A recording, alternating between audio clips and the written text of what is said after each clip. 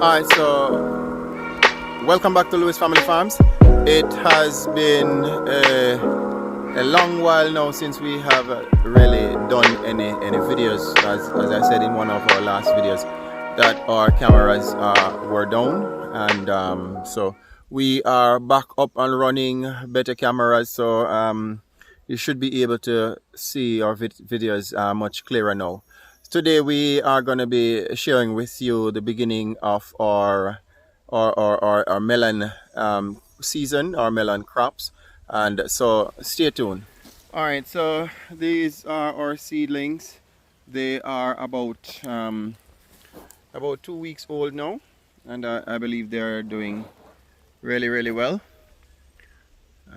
We have what we have decided to do is to split the land that we have, or the space that we have, in 4 different sections. So, well, 5 different sections. So each section should be holding about 300 plants, spacing like this. So from one row to the next, that is 8 feet, and the seedlings are planted 2 feet apart from each other. All right.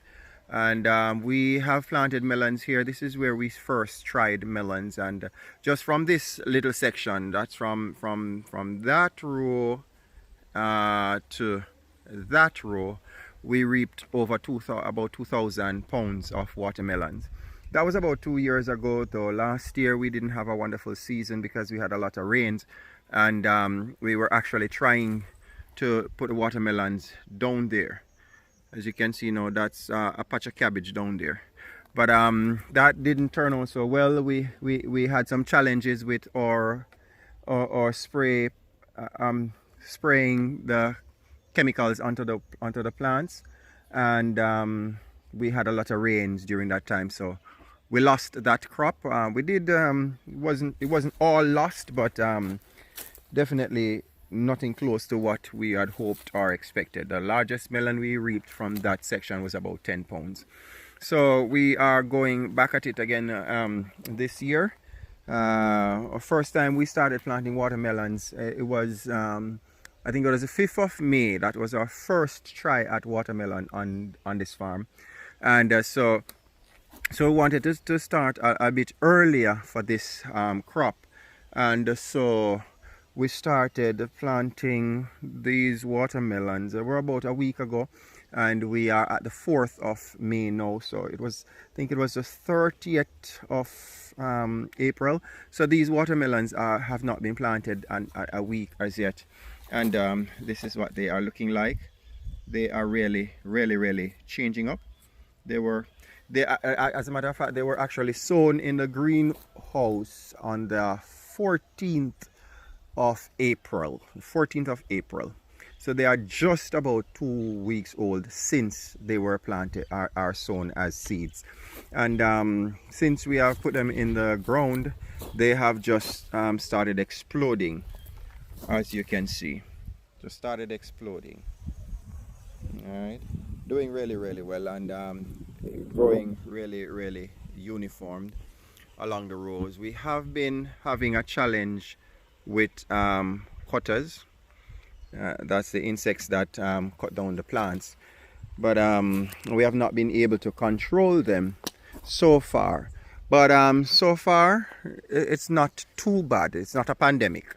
It's manageable. All right. We have only had to replace about 3 seedlings so far because of that. But this one here definitely looks like it's gone. We're not going to be fighting with them. This one is gone, but that's okay. That's one. We'll probably, if we are able to get a seedling that looks something close to that, then we will be putting them back. So in this section we have we have 1, 2, 3, 4, 5 rows. Now these rows would normally average about 110 feet long. We normally check them at 100 feet though. So overall we have a little bit more than 300 seedlings here, so we still estimate them, we still check them as 300 feet seedlings. So we'll be moving to that section up there for our next set of watermelons. So we're putting another 300 there. That's not yet prepared, but within another week or so it should be prepared. 2 weeks time it should be prepared. And then going down that section, we have 3 more sections to that direction. So that's 3 fives, yeah, no, that's 3 and 3 3 is 9, so another 900 roots on average will be planted and down that section. So we are not looking too bad. As I said, these seedlings were planted just about under a week, and already we are seeing signs of whitefly. So today we are going to be applying some chemicals to these seedlings just to ensure that they are free from those pests, insects. All right, so what we're adding today is caprid. The caprid is a very good chemical used against whiteflies. While we're applying the caprid, we're also treating the seedlings for any fungus. We're not seeing any signs of fungus, but that's one of the things, is that we don't want to start seeing the fungus on the plants. So we are also using in a mixture the fungicide mancozeb.